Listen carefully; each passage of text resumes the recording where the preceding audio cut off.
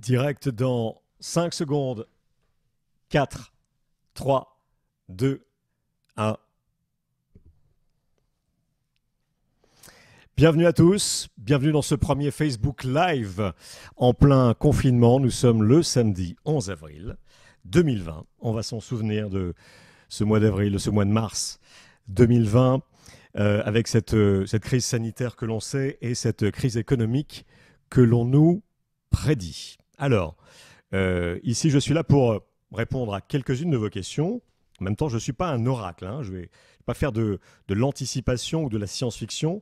Je vais juste me baser sur quelques informations ou quelques connaissances que je peux avoir en tant que conseiller immobilier, travaillant à Nice, dans le secteur de Nice et de ses environs, pour le réseau américain Keller Williams. Donc, j'ai reçu, depuis que j'ai lancé l'idée de ce Facebook Live, je suis là en home office, en télétravail. Vous êtes les bienvenus. J'ai reçu pas mal de questions, j'ai fait le tri, pas mal de questions ces derniers jours, des questions qui se tournaient souvent autour de la même préoccupation, c'est-à-dire, le marché va-t-il plonger en France et à Nice en particulier? Alors, les questions, ça, elles sont légitimes. Les réponses, ce sont les miennes. J'ai consulté des camarades, j'ai consulté des experts dans d'autres domaines que ma partie à moi, c'est-à-dire la transaction. J'ai consulté des spécialistes de l'emprunt immobilier, de la banque, des gens qui travaillent évidemment dans le secteur de l'activité tertiaire à Nice. Globalement, qu'est-ce qui se passe? On est tous inquiets et c'est normal. C'est très normal. Maintenant, attention, tout ça s'est arrêté très brutalement. Il y a un peu moins d'un mois maintenant. Tout cela peut repartir aussi brutalement. Dans les mêmes conditions, je ne vais pas vous dire que oui. Je n'en sais rien en même temps.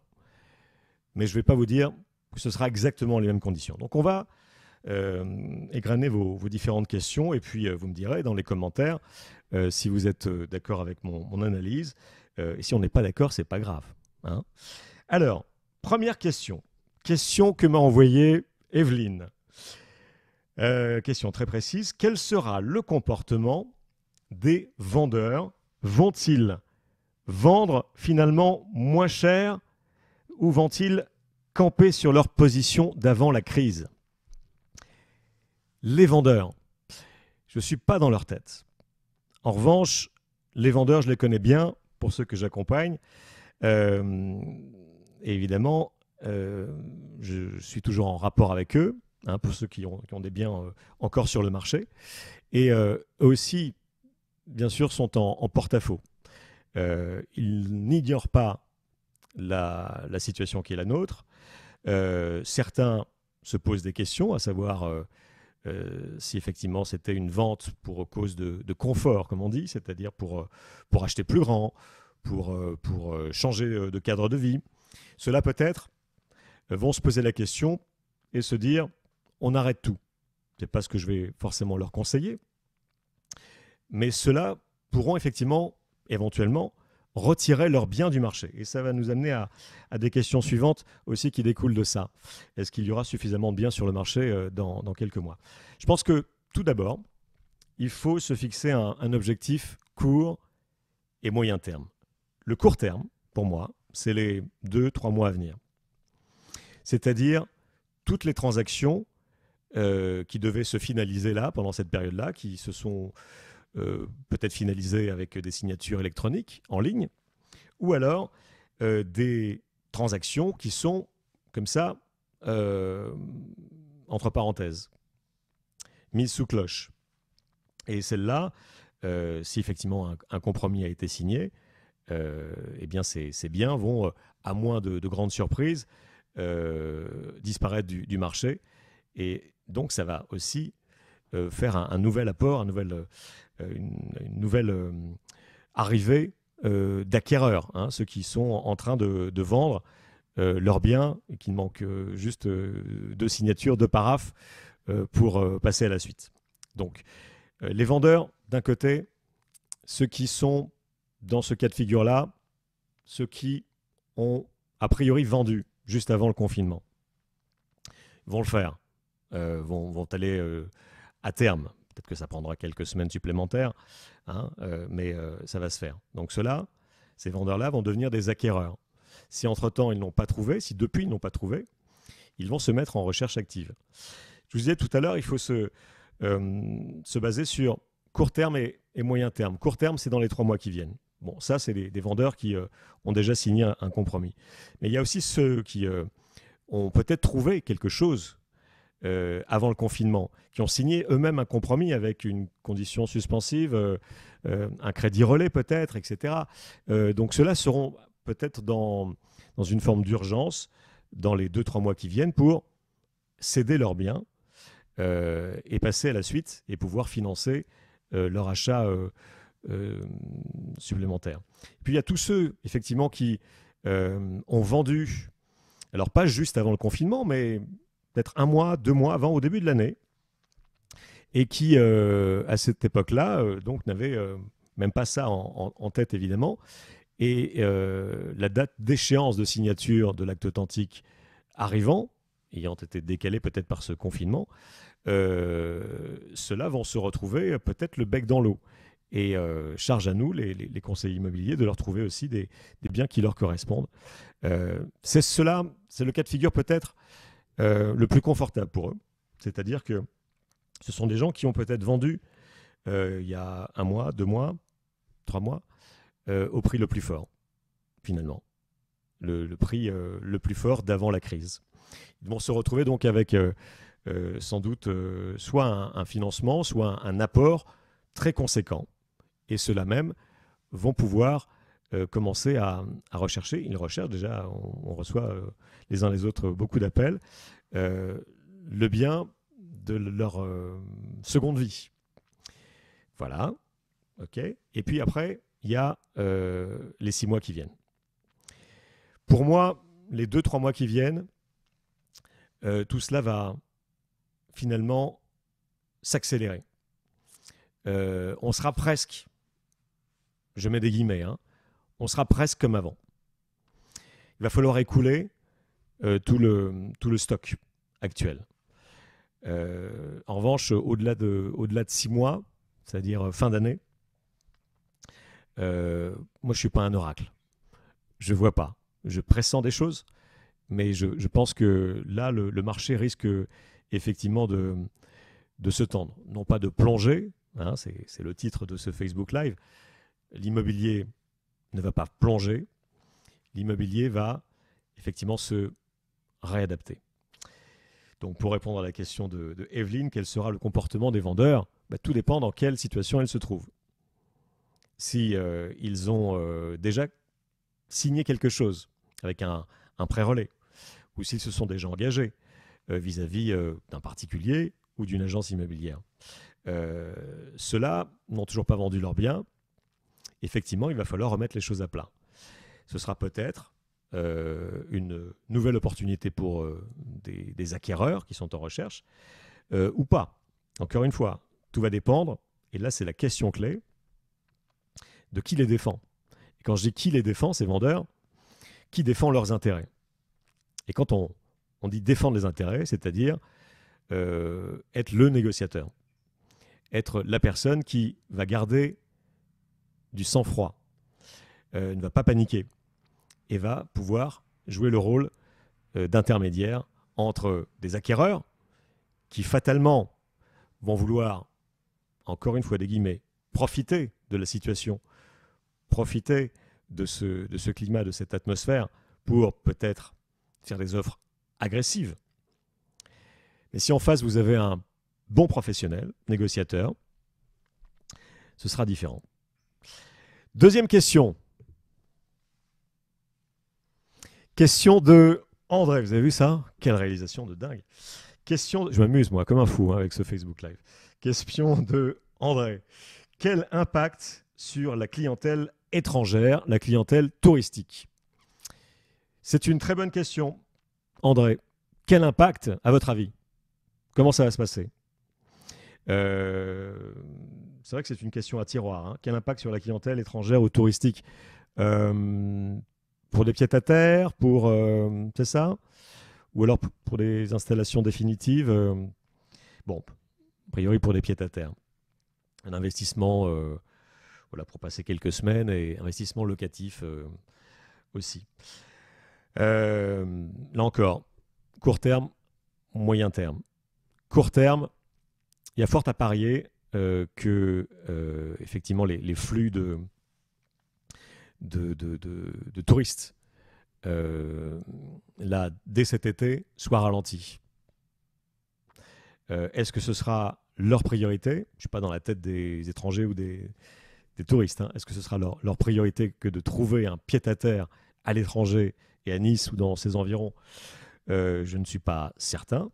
Cela dit, il ne faut pas décorréler tout ça, cette situation, de la situation boursière et financière internationale. Et là, ça concerne les étrangers, mais aussi les Français. Une chose est sûre, et quand je dis sûr, c'est sûr, c'est que Nice, notre ville, notre environnement à nous, c'est une valeur sûre. Et que la pierre, évidemment, c'est aussi une valeur sûre qui va le rester face à la dégringolade des places financières internationales. Donc, André, et on va faire rapide, quel impact sur la clientèle étrangère ou touristique? Tout va dépendre de leur situation comptable, voilà, financière. Est-ce que ce sera l'élément déclencheur pour se dire, tiens, il y aura peut-être là une opportunité à très court terme pour sécuriser notre argent? On a toujours voulu s'installer sur la côte, face à la mer, sur les collines. On adore cette ville. C'est maintenant ou jamais. Donc ça, c'est fort possible. Question suivante. Celle de Julien. Ah bah tiens, Julien. Julien, les agences, bah lui il va direct, hein. Les agences vont-elles disparaître? J'espère qu'il n'y a pas de question piège derrière et pas de perfidie. Les agences vont-elles disparaître? Pourquoi voulez-vous qu'elles disparaissent? Toutes. En tout cas, celles qui apportent le plus de valeur ajoutée, celles qui apportent le plus d'engagement et d'énergie avec leurs collaborateurs, avec leurs négociateurs. Il n'y a pas de raison qu'elles disparaissent. Peut-être que le marché va se consolider, se concentrer. Peut-être que ici ou là, quelques agences de taille modeste ou de taille de quartier seront fragilisées par un manque de trésorerie. Peut-être oui, mais les agences, non, Julien. À mon sens, les agences ne vont pas disparaître. Alors, à moins que ce soit une question liée aux agences traditionnelles, hein, Julien, c'est peut-être ça. Les agences traditionnelles, les agences, comme on dit, avec une vitrine, quoi, les vraies agences, pas les agences en ligne. Ça, c'est une autre question. Bon, il y aura toujours des acteurs, des pure players, comme on dit, qui vont peut-être tirer profit d'une situation à l'instant T. Mais croyez-moi, Julien, et vous autres, croyez-moi, assurer le suivi d'un dossier, d'une transaction, quelle qu'elle soit, quel que soit le montant, et d'autant plus dans ces circonstances-là, ça va nécessiter beaucoup de moyens, non seulement financiers, mais de moyens humains.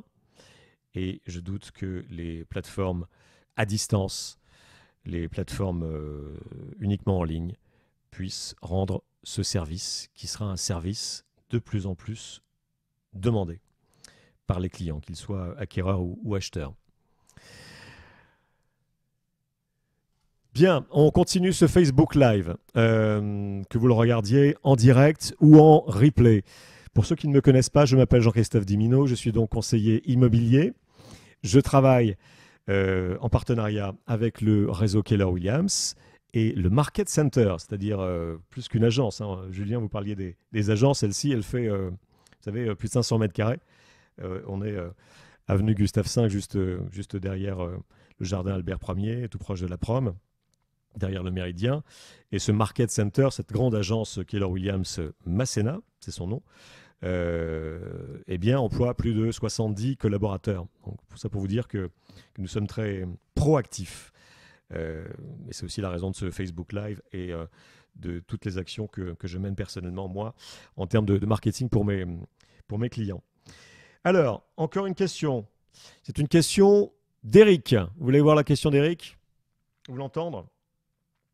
Eric me demande s'il y aura moins de biens en vente sur le marché. Est-ce qu'il y aura moins de biens en vente sur le marché? Peut-être que Eric, vous avez rédigé cette question parce que vous êtes en recherche. Je n'ai pas plus de détails. Peut-être en recherche d'un bien.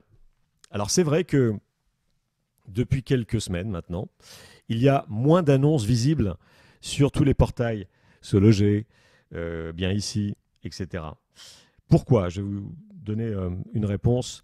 La réponse peut-être de cuisine interne, ça vous saurez tout. Parce que certaines agences ont décidé, vous savez les abonnements ça coûte très cher dans le budget de fonctionnement d'une agence. Certaines agences ont considéré que ce n'était pas le moment, que le marché était en pause, ce que je ne souscris pas moi à cette idée-là, c'est pas en pause d'ailleurs si vous êtes aussi nombreux à regarder, c'est pas pour rien. Donc ces agences-là ont décidé de retirer leurs biens des plateformes. Donc mécaniquement et mathématiquement, il y a moins de biens en vente aujourd'hui. Mais c'est juste pour une raison artificielle. Est-ce qu'il y en aura moins demain ou après-demain ou après-demain quand ce confinement enfin sera terminé? Est-ce qu'il y en aura moins? C'est le doigt mouillé là. C'est vrai que c'est une question très, très large. Je vais vous répondre non pas par une pirouette, mais par un sentiment très, très personnel. Il me semble que l'on va passer, vous savez, on a vécu des années 2018-2019 avec des records de transactions au niveau national, au niveau local aussi, bien évidemment. D'autant plus dans notre ville, 5e ville de France, et une ville qui a l'attractivité que l'on connaît tous. Donc, 2018-2019, on a battu des records d'année en année. Bon, on arrive à ce printemps 2020.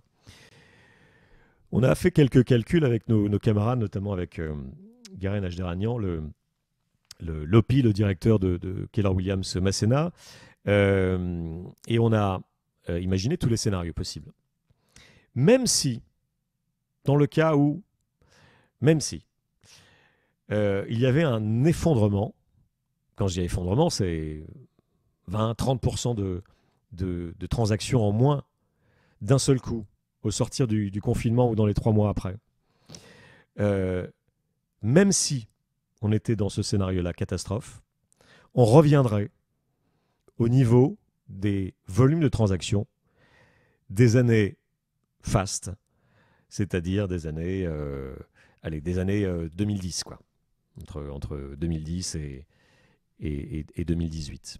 Donc vous voyez, le volume de transactions restera fort quoi qu'il arrive. Pourquoi? Parce que on parle de logement là, on ne parle pas de quelque chose de totalement superficiel ou de futile. Il y a un réel besoin de se loger.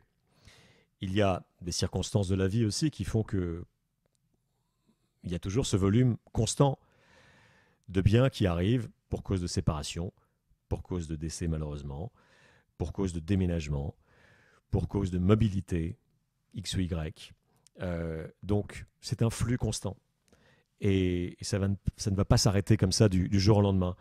Même dans le scénario catastrophe que j'évoquais, de 20-30% de transactions en moins très, très rapidement, on arriverait à un niveau qui était le niveau existant dans les années 2010, où on était tous très très bien. C'est-à-dire à la fois les vendeurs, les acquéreurs et les professionnels, évidemment. Tout ça restait très fluide. Donc attention, évidemment, nous sommes dans dans un climat, dans une atmosphère anxiogène, bien qu'aujourd'hui, ça y est, on est, il me semble, sortis tous de notre léthargie des premières semaines. Il faut y aller maintenant. Il faut retourner. Ça, c'est un avis juste personnel. Mais c'est aussi un état d'esprit. Ça y est. Peut-être que des choses seront très différentes. Des comportements, des doctrines. Et c'est pas forcément moins bien. Mais il faut se remettre au travail. Il faut croire en l'avenir. Il faut rester positif. C'est le message vraiment que je voulais adresser. Il faut rester positif, vraiment.